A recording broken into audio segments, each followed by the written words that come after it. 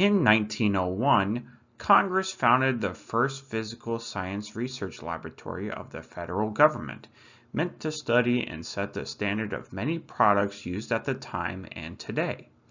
Dubbed the National Bureau of Standards, it became the center of what would be the leading force behind the standardization of the United States during the Industrial Age.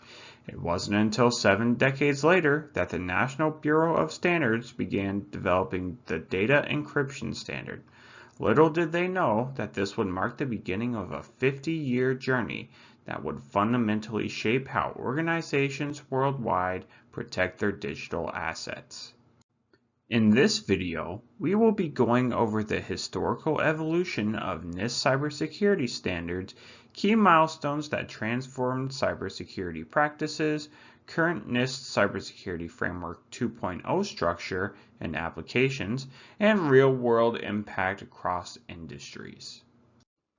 First, let's start in the 1970s. NIST's cybersecurity journey began in the 1970s when computer security was still in its infancy. The organization, then called the National Bureau of Standards, faced the challenge of securing early computer systems for federal agencies. Starting in 1972, the National Bureau of Standards established their computer security program. From there, they began work on what would be the first encryption standards for federally owned systems, called the Data Encryption Standard, issued in 1977. Much happened in those 5 years, including the Privacy Act of 1974, defining requirements for federal agencies to protect personally identifiable information, or PII. 1977 was the key year, however, as that was the first year the Bureau published its first guidelines for authenticating users in FIPS 48 and SP 500-9. It was also the year the first cryptographic algorithm validation tests described in SP 500-20 were made. As the Internet revolutionized how we work and communicate, NIST recognized the need for comprehensive cybersecurity guidance. The 1990s and 2000s saw the development of foundational security frameworks. Much started happening after 1992. In 1995, NIST published their first computer security handbook in the form of SP 800-12. In 1998, NIST began development on the Advanced Encryption Standard, replacing DES with it in 2001. In 2006, the first FISMA project standards were implemented, notably including SP 800-53, which is now the widely used catalog of security and privacy controls for organizations. In the 2010s, cyber threats evolved to target critical infrastructure, including power grids, financial systems, and transportation networks. In response, NIST released the Risk Management Framework in 2010 through SP 800-37, establishing a structured, lifecycle-based approach to integrating security. This was followed in 2014 by the first Cybersecurity Framework, or CSF 1.0, which provided a flexible, risk-based model for managing cybersecurity across industries. To strengthen cryptographic resilience, NIST also formalized the SHA-3 hashing algorithm in 2015, offering enhanced data integrity and resistance to emerging attacks. These developments marked a pivotal shift in protecting national infrastructure through standardized, proactive security practices. Now, we will talk about the evolution of the Cybersecurity Framework, or CSF.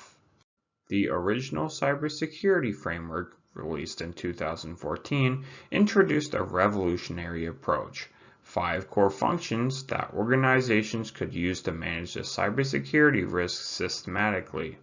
These are identify, understanding your assets, their risks, and the environment to prioritize cybersecurity efforts; protect, putting safeguards in place to ensure the security of critical systems and data; detect, recognizing anomalies and potential cybersecurity events as they happen; Respond, taking actions to contain and mitigate the effects of incidents, and recover, restoring operations and improving resilience after a cyber event.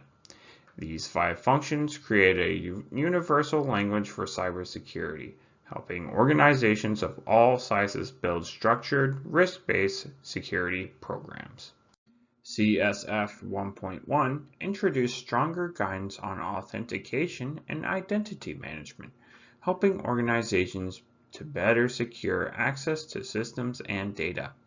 It emphasized the importance of supply chain security, encouraging organizations to account for third-party risks more explicitly. New tools and practices were added to improve self-assessment, allowing organizations to better evaluate and strengthen their cybersecurity posture. And it enhanced compatibility with other frameworks and standards, making it easier to integrate CSF into existing compliance programs.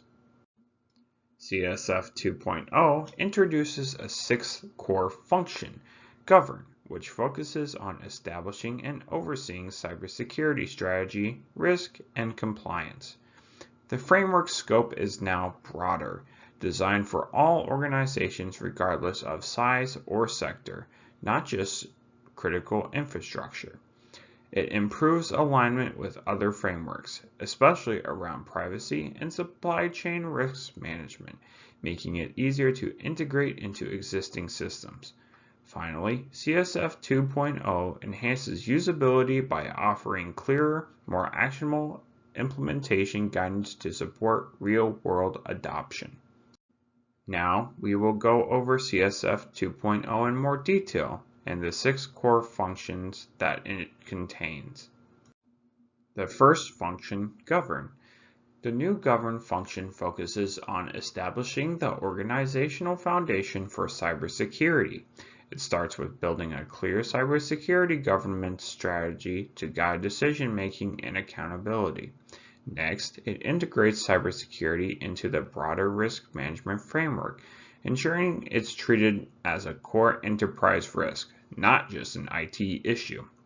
Finally, it emphasizes strong policy development and oversight, so leadership can enforce standards and continuously improve based on performance and evolving threats. Second, the identify function. The identify function lays the foundation for effective cybersecurity by understanding what needs protection. It begins with asset management, cataloging systems, data, people, and resources so you know what's at stake. It also includes understanding the business environment, how your organization operates, what its priorities are, and how cybersecurity supports those goals. Finally, it covers risk assessment processes, which help uncover vulnerabilities and threats so organizations can make informed decisions about where to focus their protection efforts. Number 3, the protect function. The protect function focuses on safeguarding systems and data once risks are identified.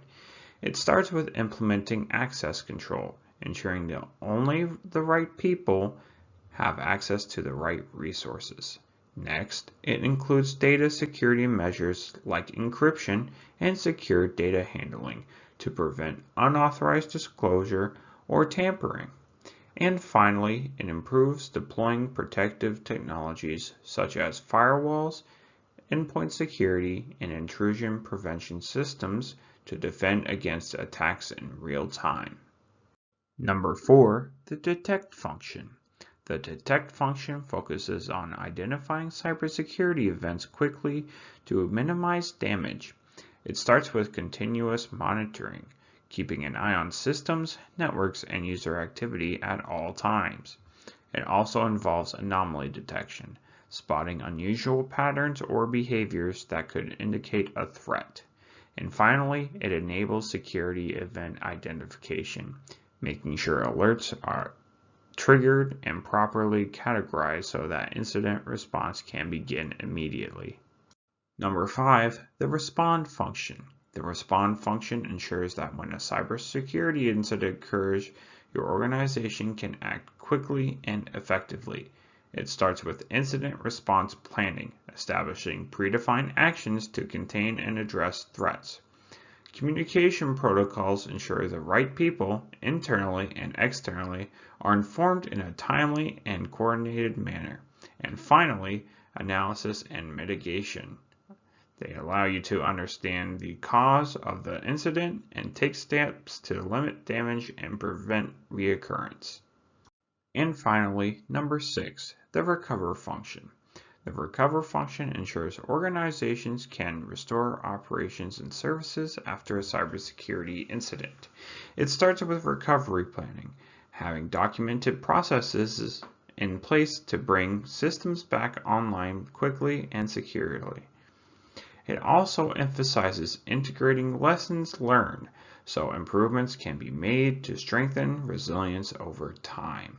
And finally, effective communication during recovery helps coordinate internal teams and manage stakeholder expectations while restoring trust. Now, the framework components. The NIST cybersecurity framework is built on 4 key components. First, the framework core organizes cybersecurity activities into functions, categories, and subcategories to guide risk management efforts. Second, implementation tiers reflect an organization's cybersecurity maturity ranging from partial to adaptive. Third, framework profiles help assess the current cybersecurity state versus a target state, supporting gap analysis and planning. And finally, information references connect CSF practices to existing standards and guidelines, helping organizations integrate the framework into their broader compliance efforts. One of the most powerful aspects of the NIST cybersecurity framework is its versatility. While it was originally designed for critical infrastructure, it has since become a foundational tool adopted across a wide range of industries, both public and private, due to its flexible and risk-based approach. Let's begin with the sectors that actively use the framework. In the financial services industry, NIST CSF helps banks, credit unions, and insurance providers manage cybersecurity threats that could impact customer data, financial transactions, and regulatory compliance. The financial sector has long been a high-value target for cybercriminals, and the CSF offers a structured way to assess, prioritize, and mitigate risks. Healthcare is another major adopter.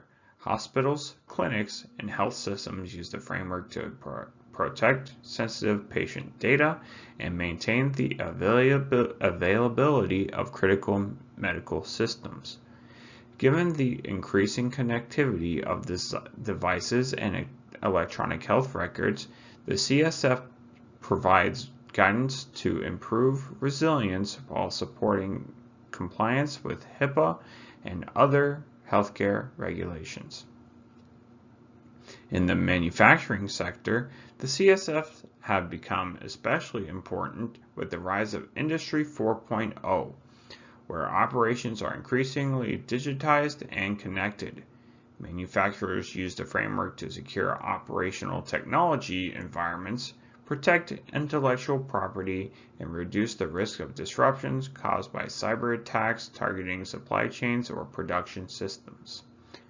Government agencies at the federal, state, and local levels use the CSF to improve their cybersecurity postures and set an example for transparency and accountability. It helps them assess risks across different missions and systems, prioritize resources, and align with broader federal initiatives like the Executive Order on improving the nation's cybersecurity. Small businesses also benefit from the CSF. While they may lack the resources of larger organizations, the framework's modular design allows smaller entities to scale implementation based on their size and risk exposure.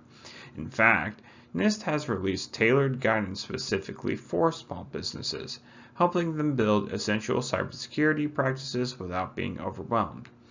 Now let's shift to its global influence. Beyond the United States, the NIST cybersecurity framework has been recognized and adopted internationally. Many countries have used it as the foundation for their own national cybersecurity strategies or have formally aligned it with their regulatory environments. For example, countries in Europe, Asia, and South America have all incorporated elements of the CSF into their policies and best practices. It has also become a critical bridge to other standards. One of its strengths lies in its ability to map to well-known international frameworks, especially the ISO/IEC 2700-01 series. This allows organizations operating in multiple jurisdictions to align compliance efforts while using a unified risk management language. The CSF's informative references make it easier to crosswalk between the U.S. and international standards, reducing duplication and supporting interoperability. Ultimately, the widespread and growing adoption of the NIST CSF demonstrates its adaptability, scalability, and practical value. It continues to serve as a foundation for building strong, resilient cybersecurity programs that can evolve alongside emerging threats and technologies, no matter the industry or geography. From the data encryption standard of 1972 to today's comprehensive cybersecurity framework 2.0, NIST has continuously evolved to meet emerging threats. As we face new challenges in artificial intelligence, quantum computing, and interconnected systems, NIST's commitment to voluntary consensus-based standards continues to provide organizations worldwide with the tools they need to protect what matters most. Whether you're securing a small business or managing enterprise-level infrastructure, the NIST cybersecurity framework provides a modern roadmap for building resilient cybersecurity programs.